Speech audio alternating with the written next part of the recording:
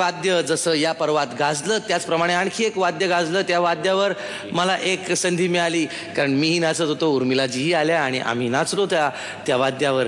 इतकं सुंदर ते वाद्य मी माझ्या आयुष्यात कधी विसरणार नाही. तर ते वाद्य घेऊन येत आहेत भीमराव बहिरम आणि मंडळी. पावरी हो, जोरदार टाळ्यांनी स्वागत करेल.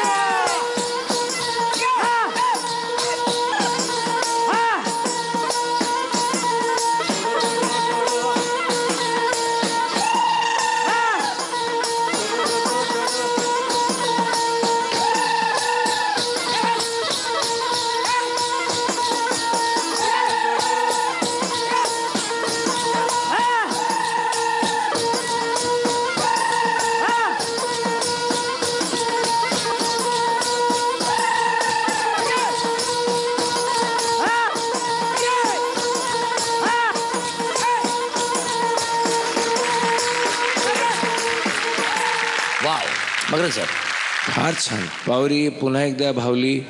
आणि पावरी म्हणजे यावेळी तर मला असं वाटलं की एक हत्तीचं छोटंसं पिल्लू आहे आणि ते असं सोंडेने, ते पावरी म्हणजे त्याची सोंडच आहे आणि ती अशी सोंड जमिनीवर लागून असं फिरतंय, उलटं पडतंय.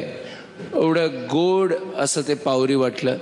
हे इन्स्ट्रुमेंट खरंच या आपल्या कार्यक्रमाने पुन्हा लोकांसमोर आलं आणि मला स्वतःला असं वाटतं की मला राहवत नाही की मी पुढचं माझं नाटक किंवा पुढची माझी फिल्म कधी करीन आणि ही पावरी कधी वापरीन.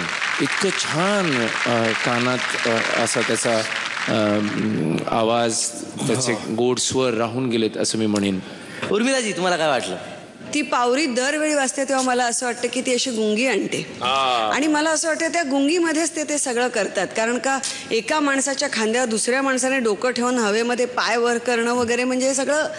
पण म्हटल्याप्रमाणे ह्या स्पर्धेमुळे ह्या गोष्टी आपल्या समोर आल्या, माझ्याही समोर आल्या, बघता आल्या, अगदी त्यांना अप्रिशिएट करू शकलो.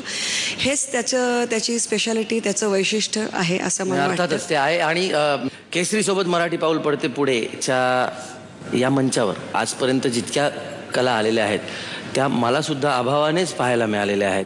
असो, तुम्ही पदकं किती द्याल ते तुम्ही मला सांगा. सर, पावरीला 9 पदक. 9 पदकं दिलेली आहेत मकरंद सरांनी.